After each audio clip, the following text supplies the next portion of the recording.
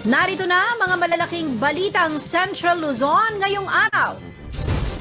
Double rental sa mga market stalls, di raw papayagan ng 4 na City of San Fernando mayoral candidates kung sila ang uupo sa pwesto. Angeles City Vice Mayor Vicky Vega Cabigting sinabing i-endorso nila ni Mayor Pogi ang unity team. Nilinaw na hindi nila suportado si VP Lenny. Omicron subvariant nakapasok na sa bansa. 100,000 kaso nito posibleng maitala ayon sa Octa Research. Siyam na law school at IBP Central Luzon bubuo ng legal aid program para sa halalan 2022. At pagpapalawak ng mga kalsada sa Pampanga kabilang daw sa development programs ng pamahalaan.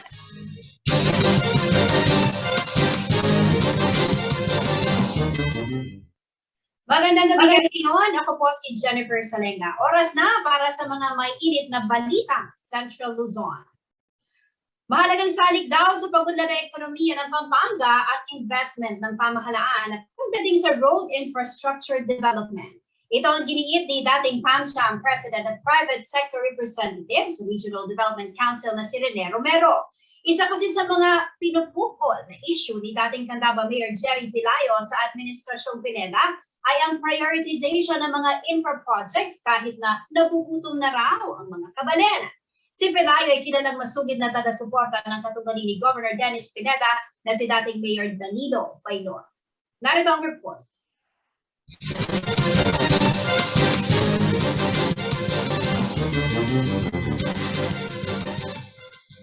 Para sa dating Candaba Mayor at masugid na taga-suporta ni Gubernatorial Candidate Danilo Boy Bailon na si Jerry Pelayo, hindi tamang unahin ng provincial government ang pagsasaayos ng mga kalsada kung kumakalam naman umano ang sikmura ng mga Kapampangan. Diyos ko, pangalapan na rin dalan, karagul na rin munisipyo, nanadari nung tatanong laharing Tagalubaw. Nanadari, tindalan, nung wala ta namang lamang at siyan. Sa panayam ng CLTV News kay Pelayo, sinabi nitong hindi raw niya nakikita na ang mga malalawak na kalsada ay katumbas ng progreso, lalo't marami pa rin daw sa mga kapalin ang umaasa sa ayuda. Kikita mo siguro, nagkaroon tayo ng interaction sa mga Tagalubaw. Umihiyaw sila. Diba? Nang pumapalakpak sila. Ibig sabihin, tama yung sinasabi natin. Kung makikita mo yung karsada talaga, kahit nung inaano ko yan eh, pag malawak ang karsada, katabay din sa kabuhayan. Pag malalaki eskwela, may development o kung ano man yan, dapat katabay yung kabuhayan. Ang nakikita natin siguro, kung makikita mo, ang dami nating ayuda, di ba? Especially today. Kaya sinasabi ko, pero nung pandemic, talagang nakita natin ang nagbigay ng, hindi naman sinasabi ko, ng ayuda sa mga Kapampangan, si Engineer Bailon. Pero kung si dating Pampanga Chamber of Commerce and Industry Incorporated President at Private Sector Representative to the Regional Development Council, Rene Romero, ang tatanungin, nasa tamang direksyon daw ang provincial government sa pagprioritisa ng mga proyektong pang-infrastruktura. Si Romero ay kilalang supporter din ng re-election bid ni Governor Dennis Del Pineda. Pag hindi natin nila yan, may iiwan tayo sa mga kapit probinsya natin. At saka para magkaroon ng trabaho, yung ating mga kababayan, kailangan magkaroon ng infra, in-place nila yung infra, kagaya na bagit ko kanina. Kapag kami daan at binuksan yung isang lupain na malaki, i-sprout yung economic activities doon. Kaya dapat, kahit na kung meron mang bagong susunod na gobernador, hindi sana wala. No? Sana infra ang tututukan. Ang blueprint ng circumferential road ng Pampanga Megalopolis ay hindi umano kailangang mapoliticize dahil ito'y inaral ng Regional Development Council o RDC. Hango raw ito sa land use plan ng magkakaratig bayan sa probinsya na may kanya-kanyang potensyal na industriyang ginagalawan sa lokal na ekonomiya sa gitnang Luzon. Maganda yung mga infrastructure. Tinignan namin, may review namin. Kasama kaming, ako, 2 days akong interview ni Palafox doon sa Senior ko sa kanila yung Pampanga Development Agenda na ginawa namin ng RDC noon, no? So, sana tuloy-tuloy 'yon, no? Sana yung mga susunod nating mga leaders dito sa Pampanga, no? From the congressman down, no? Suportahan nila kasi malaking bagay 'yon. Pag matapos 'yon, pwede tayong lumaban sa Manila, parang maliit, parang Singapore tayo. Sa hiwalay naman na panayam ng news team kay 2nd District Representative Mikey Arroyo, ang road development sa probinsya ay hindi nakatenggang programa ng pamahalaan. Umuusad umano ito hanggang sa kasalukuyan. Yearly funded umano ito ng national government upang mapabilis ang countryside development sa Pampanga. So we presented that to the NEDA, and the NEDA is helping us. So it's being funded by the national government little by little. They call it MICA, this multi-year funding system. So we're getting there. For example, there's this huge bypass from Lubao all the way to Binalin. The past 3 years, I think, we have amassed there billions already. Sa mga connecting roads infrastructure project, mapag-iisa umano sa Megalopolis Plan ang potensyal ng 4 na distrito ng Pampanga. Ang Aeropolis sa unang distrito, Ecopolis sa 2nd District, Agropolis sa 3rd District, at Aquapolis sa 4th District. Ayon sa gobyerno, ito ang magtutulak upang maituturing na susunod na economic powerhouse sa bansa ang lalawigan ng Pampanga. Paolo G. Santos, CLTV News.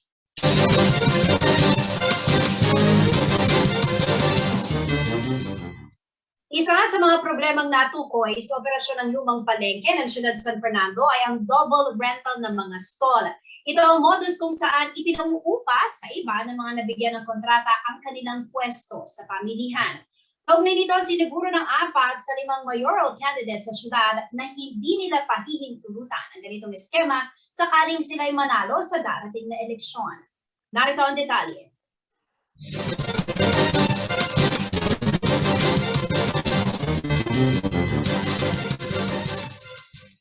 Bago na sa katuparan ng rehabilitasyon ng Old San Fernando Public Market, ay dumaan muna ito sa ilang mga usaping nagugat mula sa mga alalahanin ng nagtitinda.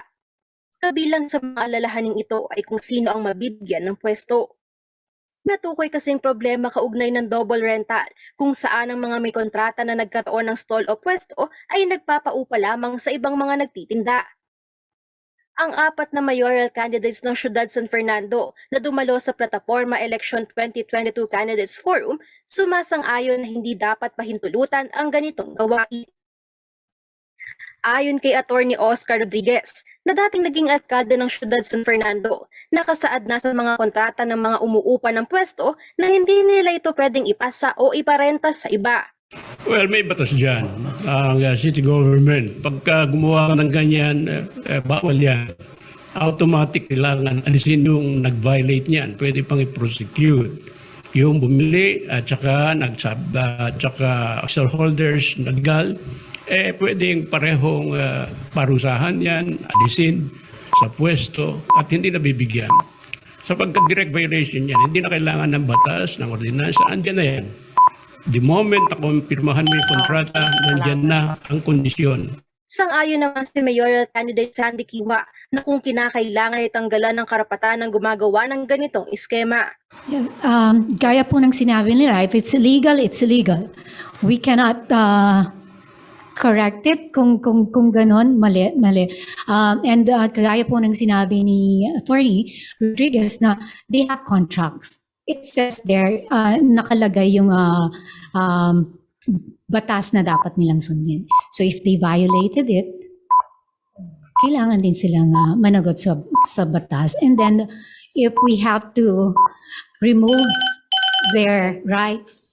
Para kay board member Ross Vihenson, kailangang reviewin ng mga kontrata upang matukoy ang mga nagdo-double rental at maibigay sa ibang lehitimong nagtitinda ang pwesto.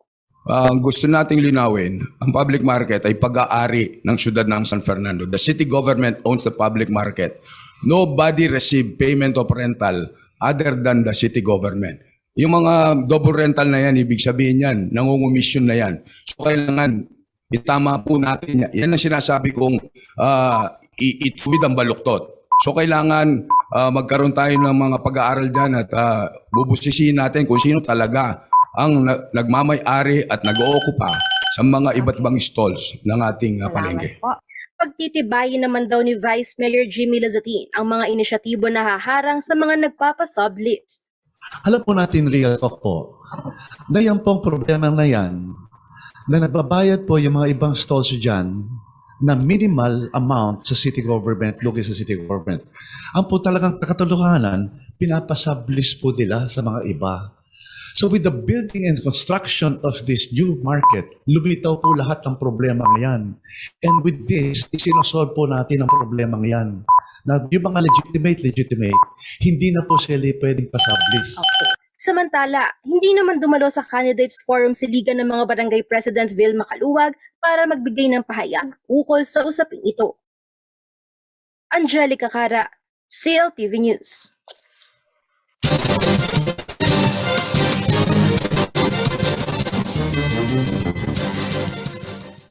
Manatiling nakatutok para sa iba pang mga nangungunang balita ngayong araw.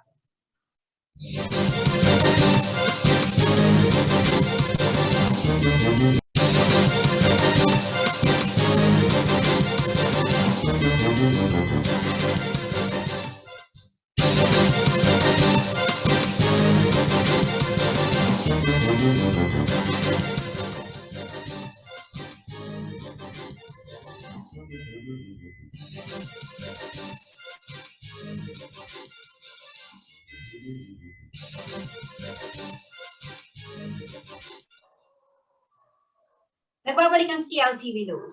At sa iba pang mga nangungunang balita, patuloy ang paghahanda ng Department of Education sa malawakang pagbubukas ng mga paaralan para sa mga estudyante sa mga lugar na nasa ilalim ng Alert Level 1 and 2.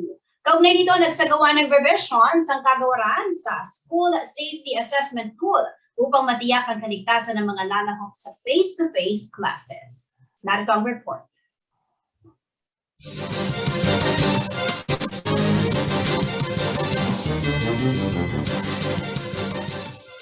Binago ng Department of Education o DepEd ang School Safety Assessment Tool o SSAT upang matulungang makapaghanda mga paaralan para sa pagpapalawig ng in-person classes sa mga lugar na nasa ilalim ng Alert Level 1 at 2. Sa pahayag ni Education Secretary Leonor Briones nitong Martes, binigyang diin niya na prioridad ng kagawaran at tiyakin ang kalusugan, kaligtasan at kapakanan ng mga mag-aaral, guro at personnel.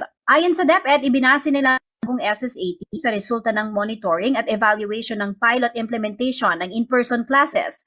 Gayon din sa kasalukuyang sitwasyon ng mga paaralang pinayagang magbukas. Nakatuon daw ang revised SSAT sa 4 na main areas, kabilang ang pamamahala sa school operations, pagtugon sa teaching and learning, kaligtasan at proteksyon. Sa ilalim ng pamamahala sa school operations, sinabi ng DepEd na kailangan ng suporta mula sa community stakeholders at pagbibigay diin sa shared responsibility framework.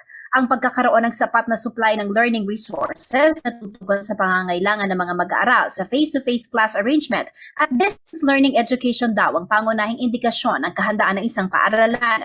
Required ding magsagawa ng simulation activities kasama ang school personnel sa pagdaraos ng in-person classes. Dapat din daw tiyakin ang mga estudyanteng lalahok sa expansion ay magsusumite ng parents' consent o may pahintulot ng kanilang mga magulang.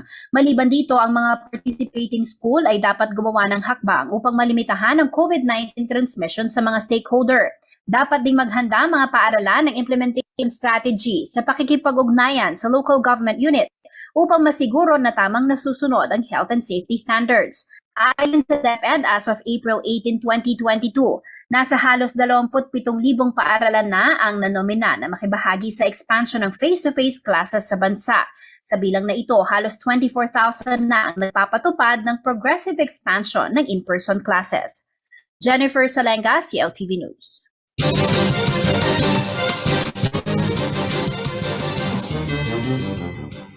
Posible raw umabot sa hanggang 10,000 ang daily new cases ng COVID-19 sa bansa sa mga darating na araw ayon po yan sa Okta Research. Sa kabila nito, wala namang inaasahang pagtaas sa hospitalization rate dahil malaking bahagi na wala ng populasyon ang bakunado laban sa virus. Patuloy naman na kinukumbinsi ng mga medical expert ang mga walang proteksyon kontra COVID-19 na magpabakuna na sa lalong madaling panahon. Narito ang report.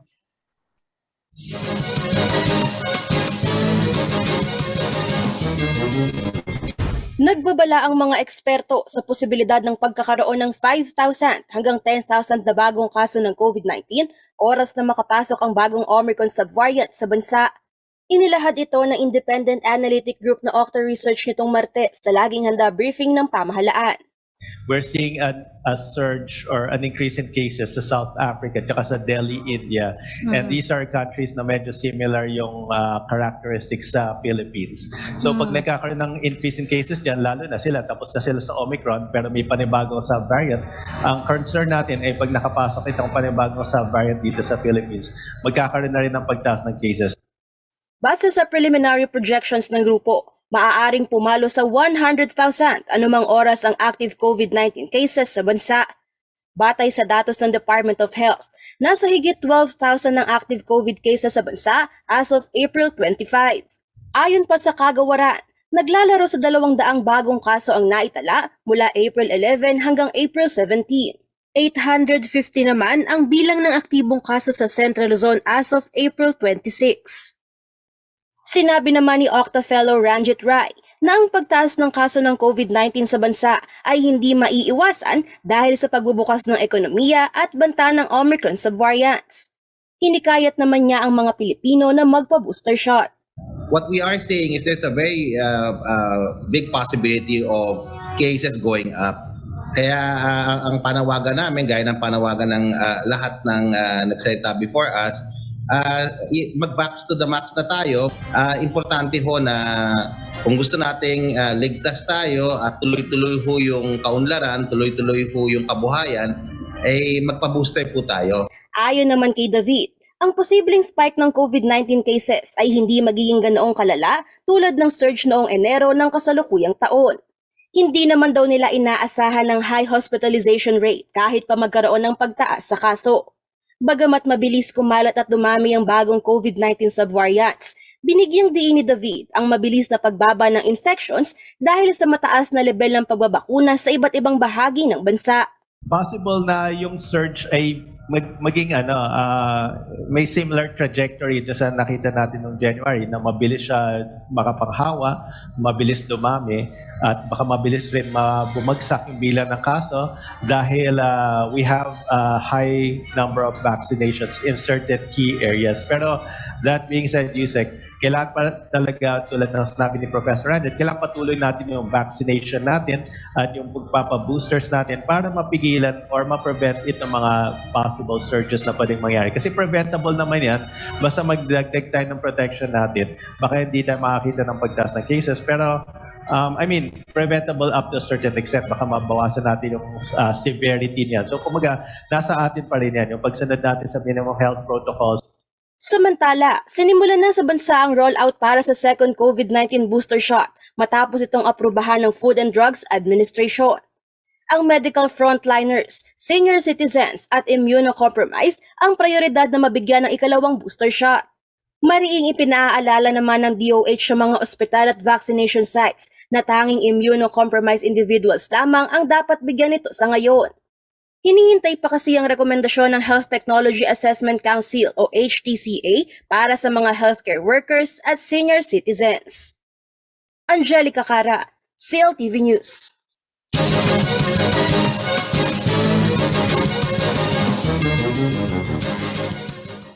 Nakapasok na po sa Pilipinas ang COVID-19 subvariant Omicron BA.2.12 na na-detect sa isang foreign visitor sa isang universidad sa Baguio City, ngunit nananatiling mababa ang infection sa naturang syudad at Cordillera Region ayon po yan sa Department of Health.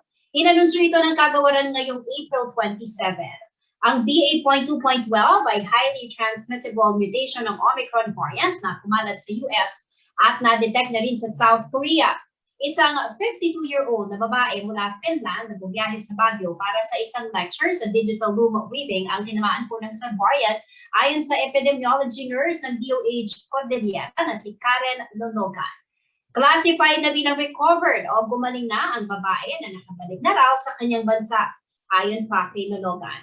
Ito ang unang kaso ng BA.2.12 sa bansa at wala pa naman daw tinamaan ng mutated virus.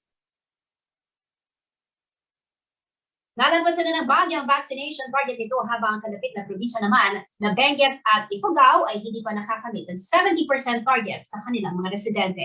Ayon sa Opta Research, posibleng umabot sa 100,000 ang magiging kaso ng Omicron sa variant na ito kung sakaling ito po ay makapasok sa bansa. Ngunit hindi mo na mauwi sa outbreak dahil halos magkatulad lamang ang katangian nito sa unang Omicron variant na pumasok sa bansa.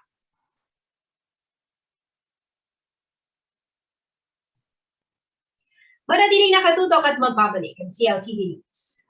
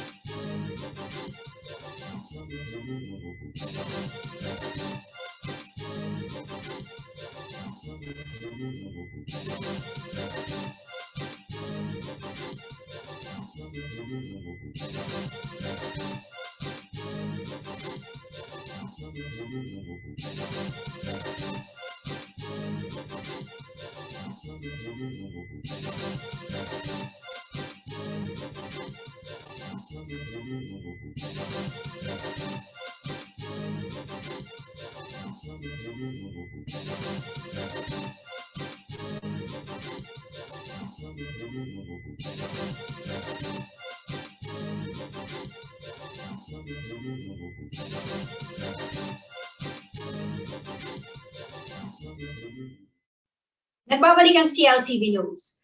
Nagsanib puwersa ang Integrated Bar of the Philippines Central Luzon Chapter, ang siyam na law school sa rehiyon para matiyak ang isang malinis at tapat na halalan 2022. Isang legal aid program na tututok sa karapatan ng mga botante at magbibigay ng libreng konsultasyon ang binuo ng IBP katuwang ang mga paaralan na naglalayong malabanan ang talamak na pilihan ng boto. May detalye si Paolo G. Santos.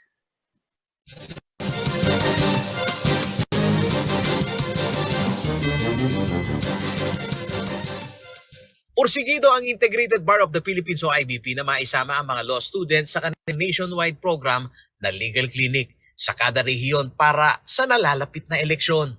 Sa Don Honorio Ventura State University of Dabsu sa Bacolor, Pampanga, natunghayan ng CLTV News ang pagpirma ng MOA o Memorandum of Agreement sa pagitan ng ilang opisyal ng IBP at mga opisyal ng kakabukas lamang na Law Department ng nasabing pamantasan nitong Miyerkules, April 27. Ayon kay Dabsu President Dr. Enrique Baking, pakikibahagi sa legal clinic ng IBP ang mga 3rd and 4th year students. This is a matter of requirement by the Legal Education Board that any law school in the Philippines should have a legal clinic. That is first. Second, that is why we already established at this early this legal clinic in tandem with the Integrated Bar of the Philippines. Mayroong 86 chapters ang IBP sa buong bansa. Dito sa Central Luzon, mayroong 9 na law school institution na magpapadala ng kanilang mga mag-aaral na nasa internship program para makatuwang ng mga volunteer lawyers. Ayon kay IBP Pampanga Chapter President Attorney Socrates Padua, hiwalay pa rito ang mga bagong abogado na nakapasa sa bar exam. Especially now that we have 8,000 new lawyers. Sakto pa yun kasi they're going to take their oath on May 2, then sign their oath. So by the election time, they're full-fledged lawyers. Layo ng programa ng IBP ang maging mulat ang mga botanteng Pilipino pagdating sa kanilang mga karapatan. Ang mga lalahok na volunteer lawyers ay susuportahan naman umano ng IBP board na makatatanggap din ng insentibo. But in the IBP, we do volunteer work. And we lawyer not for any political party or politician, but we lawyer for those who really are supposed to be the center of this electoral process, the Filipino people. No? And so, we are the board, the 25th board of the IBP has approved incentives for our volunteers, like being able to be qualified for our lifetime membership if you provide free legal aid during election time. And we've also, with the aid of our legal aid subsidy from the Supreme Court. Ayon pa sa grupo, ang pagpasa ng malawak na legal aid clinic ay magsisilbing deterrence o aawat sa talamak na vote buying sa bansa dahil magiging mulat umano ang mga mamamayan para magsumbong at maisang dokumentaryo naman ng mga volunteer lawyers.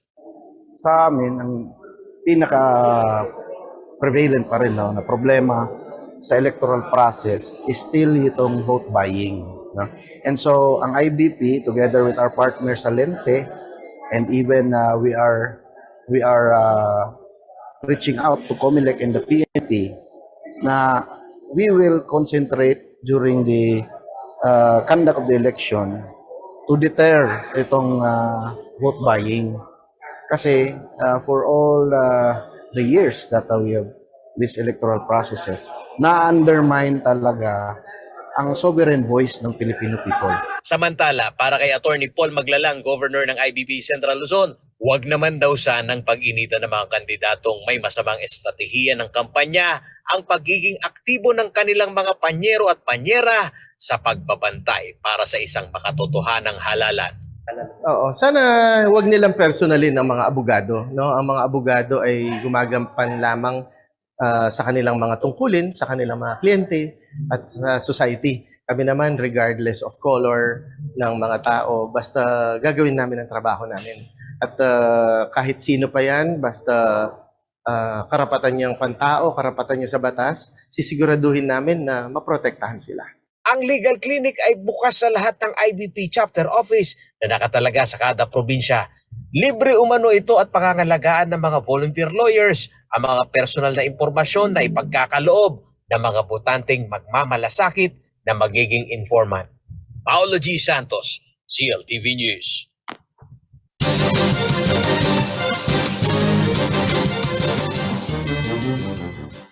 Nilinaw na ni Angeles City Re-electionist Vice Mayor Vicky Vega Cabigting ang mga usap-usapan kung kaninong kampo ng mga tumatakbong Pangulo na bibilang ang tambalan nila ni Re-electionist Mayor Carmelo Pogi Lasatin Jr. Ito'y matapos lumabas sa mga litrato ng pagpupulong ng mga local official kasama si Mayor Pogi para sa Unity Grand Rally sa darating na Biyernes. Matatandang binanggit mismo ni Vice President Leni Robredo ang pangalan ni Lasatin bilang isa sa mga alkaldeng sumusuporta umano sa kanila dito sa Pampanga. Nagbabalik si Paolo G. Santos.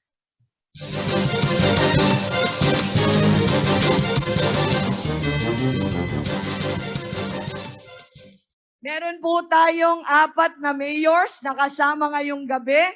Palakpakan po natin Mayor Edsa ng San Fernando, Mayor Pogi ng Angeles, Mayor Dante ng Guagua, Mayor Rene ng Candaba. Marami ang nagtaka ng banggitin ni Vice President Leni Robredo sa Manalakaran People's Rally ang pangalan ni Angeles City Mayor Carmelo Pogi Lasatin Jr. bilang isa sa kanilang mga taga-suportang alkalde dito sa Pampanga. Lalong naging maugong naman ang usap-usapan nang makita rin sa mga litratong pinost ni Congressman Mikey Arroyo na kasama sila sa tin sa pagpupulong ng mga local official para sa gaganaping Unity Rally sa darating na Biyernes. Bagamat binura na ng mambabatas ang mga nasabing litrato, nagawa naman itong ma-screenshot ng CLTV News. Tanong tuloy ng marami, sino nga ba talaga ang bitbit na presidente ni Mayor Pogi? Sa pagharap ng kanyang running mate na si re-electionist Vice Mayor Vicky Vega Cabigting sa mga miyembro ng media sa Pampanga, nilinaw niya kung sino nga ba ang talagang kanilang sinusuportahang kandidato para sa pagkapangulo. So I think it was already explained na pong bintang Madam Lenny Kenny, we welcomed her, uling nag-visit siya as Vice President. Siyempre, Ing Angeles naman po open niya to all the guests na pumunta kaya kami. Ngini, ita pong meeting daw with Kong Mikey. Siyempre po as itapin, Partido Federal, ay ba't PDP laban niya po Kong, tapos po ako lakas. That is why, at sula po ka rin ketang meeting ay ito. So, I think it was well explained already. Pagbabahagi ng Vice Alcalde, matagal ng opisyal na Partido Federal ng Pilipinas si Mayor Pogi, habang siya naman ay miyembro ng Lakas CMD. Kinikilala raw ni Vicky Vega Cabigting ang endorsement ng kanyang national party sa tambalang Marcos Duterte. Bukod dito, hindi rin ikinaila ng Vice Alcalde na ang kinabibilangan niyang local political party na Kambilan ay sumusuporta pa rin sa pambato ng Uniteam. Kasi nung lalawin niyo po, yung keng Partido Federal, which we were members nung yung 2019 na tinagal kami, yan po I think is the highest ranking member of Partido Federal, which is the party po of BBM, di po ba? And ita naman pong, ako po, kasi Kambilan and Lakas kami, Ing Lakas naman po is endorsing VP Sara, and uling kayabe na ni BBM, i-endorse daw po pareho. Samantala, posible raw na maisagawa ang formal endorsement ni Mayor Pogi at Vice Mayor Vicky Vega Cabigting sa tambalang Marcos Duterte sa Biyernes, April 29, ang itinakdang petsa ng Uniteam Grand Rally sa Pampanga. Kung official endorsement po, na milyari po, that you are or the city is endorsing the Uniteam. Baka po aking 29 kanyan. Paolo G. Santos, CLTV News.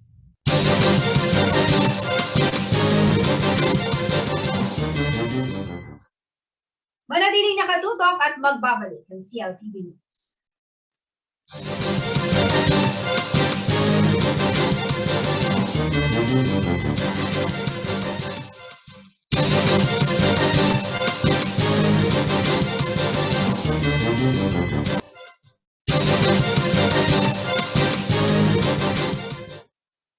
Nagbabalik ang CLTV News. At sa iba pang mga nangunang balita, ipinagdiriwang po ng kapisanan ng mga broadcaster ng Pilipinas o KBP ang ika-47 anibersaryo ng pagkakatatag nito. Sa nakalipas na taon ay tinutukan ng KBP ang pagsusulong ng responsableng pamamahayag sa bansa at paglaban sa disinformation. Narito ang report.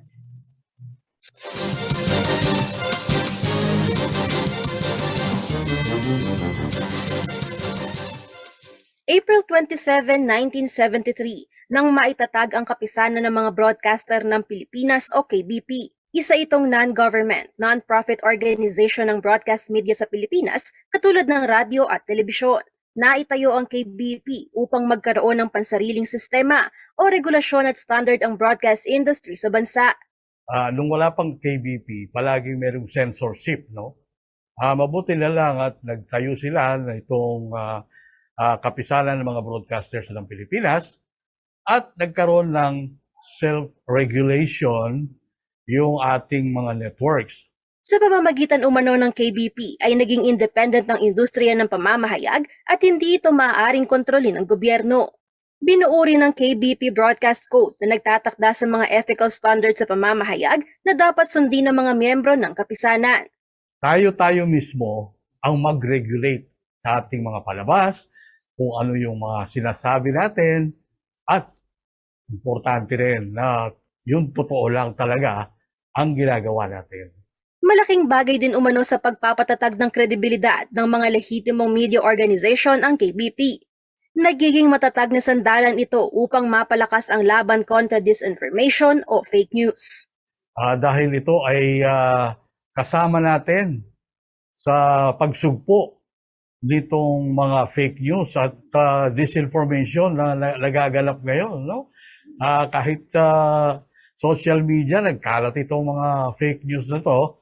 Nagsimula ang KBP sa 19 na miyembro noong ito ay maitayo, halos 5 dekada na ang nakalilipas. Sa ngayon, higit 1,600 na ang miyembrong radio at TV stations KBP sa buong bansa, kung saan 190 dito ay nasa Central Luzon, kabilang na ang CLTV. Angelica Cara, CLTV News.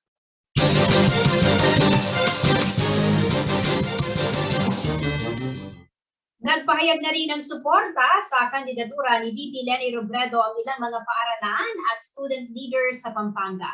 Nakita raw ng mga ito ang kapasidad ni Robredo na pangunahan ang bansa sa ilalim ng kanyang ibinabandera na angat buhay lahat. Narito ang report.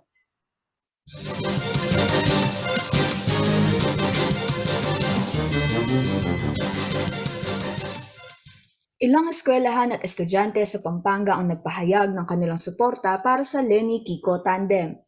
Isa na riyan ang Assumpta Technical High School sa bayan ng San Simon. Batay sa kanilang Facebook post, naniniwala ang mga Assumpta educators na taglay na Vice President Leni Robredo at Senator Kiko Pangilinan ang core values ng paaralan. Kabilang dito ang pagmamahal na marunong magsakripisyo, katotohanang may integridad at pananampalataya. Sa isang Facebook post din inilabas ng 14 na batches ng Florida Blanca student leaders ang kanilang pag-endorso sa tambalang Robredo Pangilinan. Bukod umano sa malinis na track record at mga batas na naipasa ng 2 kandidato, kanila ring sinuri ang epekto ng kanilang mga programa sa mga komunidad sa Pampanga. Kabilang narito ang Angat Buhay program ni Robredo at Sagip Saka Act na isinulong naman ni Pangilinan. Bukod sa kanila ay nauna na rin nagpahayag ng suporta ang ilang alumni ng Pampanga High School, St. Scholastica's Academy, mga seminarista sa Graduate School of Theology ng Mother of Good Counsel Seminary, at ang University Student Council maging ang Board of Trustees ng Holy Angel University at maging alumni ng University of the Assumption. Arlene Salonga, CLTV News.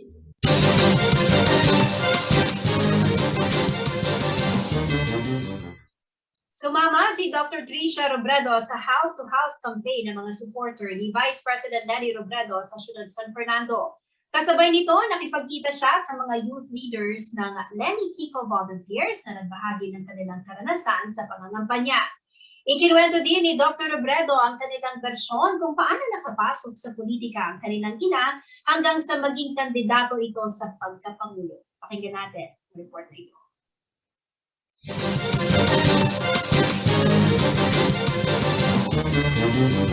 Simula nitong April 2 ay sinimulan na ng mga supporter ng Leni Kiko Tandem ang kanilang pagbabahay-bahay upang mangampanya para sa Team Angat Buhay Lahat. Ngayong Martes ay dumating ang isa sa mga anak ni VP Leni na si Dr. Tricia Robredo para sumama sa pag-house-to-house. Aminado si Dr. Robredo na may kaunting kaba siya sa Pampanga dahil baluarte ito ng pamilya Arroyo na kilalang masugid na supporter ng Duterte Sara Uniteam. Sa kabila nito, mainit umano ang naging pagsalubong sa kanya ng mga kabalin na kanyang nakalaupang palad. Mababait po yung mga tao. Talagang pag kinakamayan mo sila, kakamayan ka rin.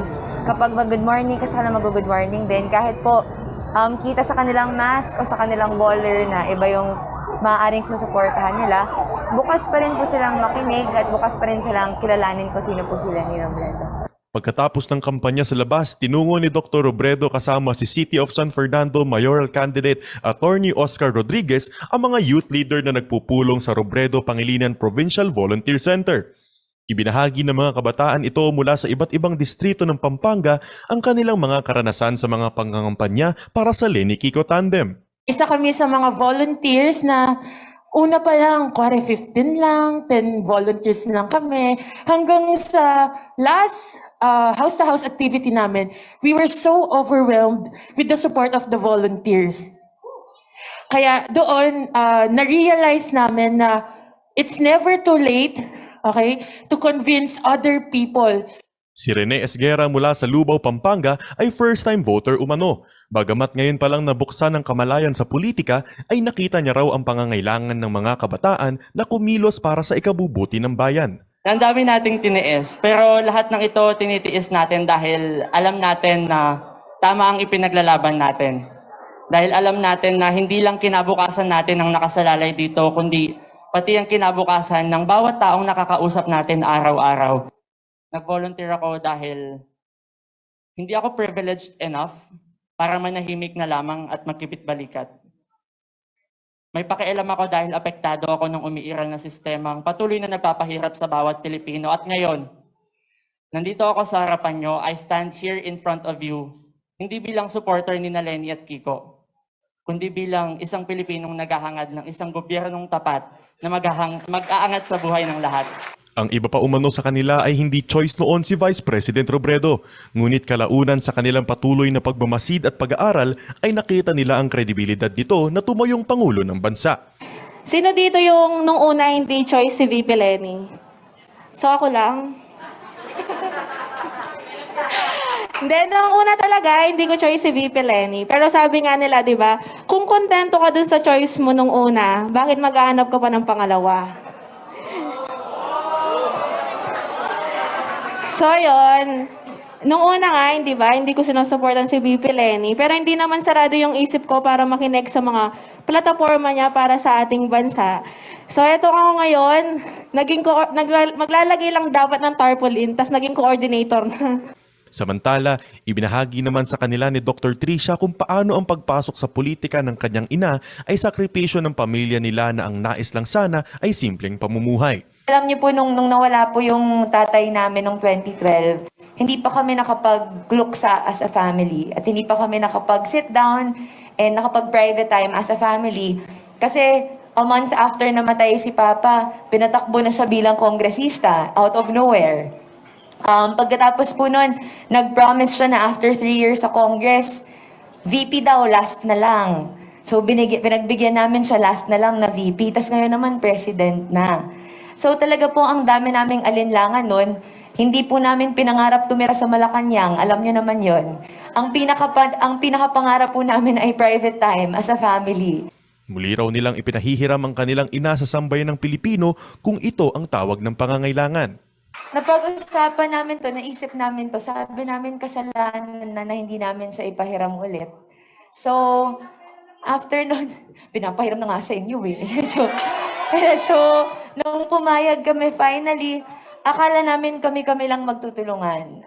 Akala namin lahat ng tao na paniwala na sa social media. Akala namin lahat ng tao nalunod na sa TikTok, sa Facebook, kung saan-saan man.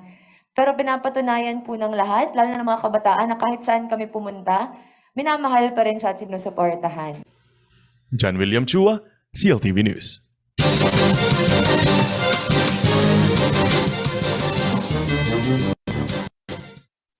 Napili ng National Historical Commission of the Philippines ang award-winning Kapampangan film na Arya upang maipalabas sa Metropolitan Theater sa Maynila. Ito ay bilang paggunita sa ika-80 anibersaryo ng Death March at pagtatayo ng Hukbong Bayan laban sa Hapon o Hukbalahap Movement. Narito ang detalye.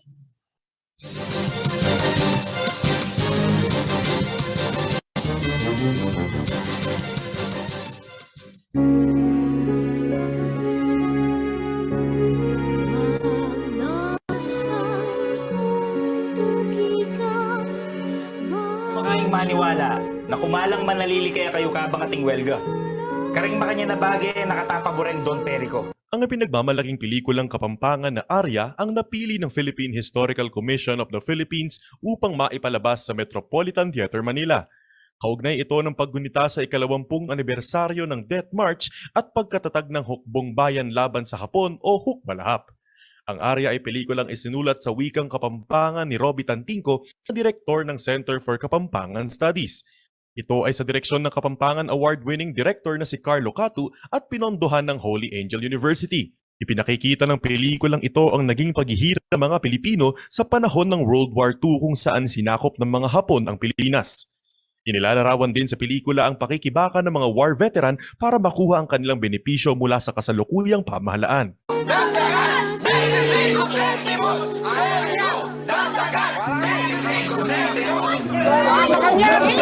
Kinikilala at binibigyang buhay ng Arya ang naging sakripisyo ng mga hukbo ng mga Pilipinong nakipaglaban para sa kalayaan ng bansa. Matatandaang ang hukbalahap ay itinayo ng Kapampangan guerrilla leader na si Luis Taruk. Ren Hukbo, alatang pag-asa. Gusto ding Amerikano yan na malyari ka rin po. Dahil pangukbo na sibat mo ang Pampanga ay gagamitan ng armas. Sigurong kailang koridor miras rin maluwag no mete.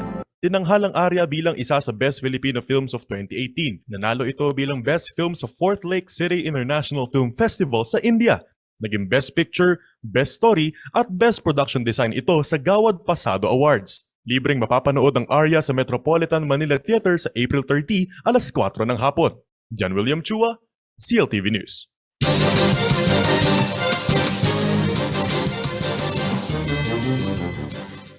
Alamin naman natin na magiging lagay ng panahon mula kay Ginoong Manny Esguera, ang Chief Weather Forecaster ng Pag-asa Florida.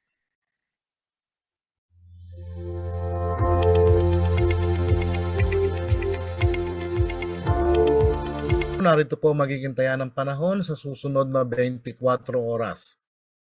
Intertropical Convergence Zone pa rin po nakakaapekto dito sa parte ng Mindanao at kasama na rin po ang Palawan. Samantala po, easterlies naman po nakakaapekto sa natitirang bahagi pa ng bansa. Samantala po ang Visayas, Mindanao, Palawan, Sorsogon, Masbate at Romblon, magiging maula po ang papawiri na may inaasahang mga kalat-kalat ng mga pagulan, pagkidlat at pagkulog dulot po ng ITZZ at ng mainit na easterlies. Samantala po ang Metro Manila at nalalamig bahagi pa ng Luzon, kasama na po dito ang Pampanga, ay magiging bahagi hanggang sa kuminsan ay magiging maulap. Meron din po tayong inaasahan mga isolated cases ng mga rain showers at thunderstorm. Dulot naman po ito ng mainit na easterlies at ng localized thunderstorm. Pinag-iingat po ang lahat.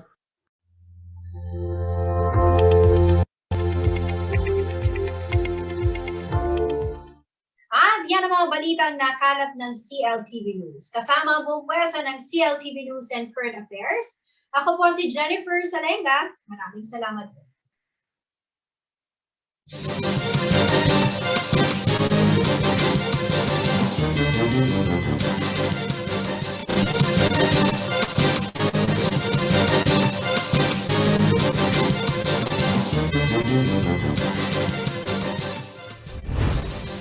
Narito na mga malalaking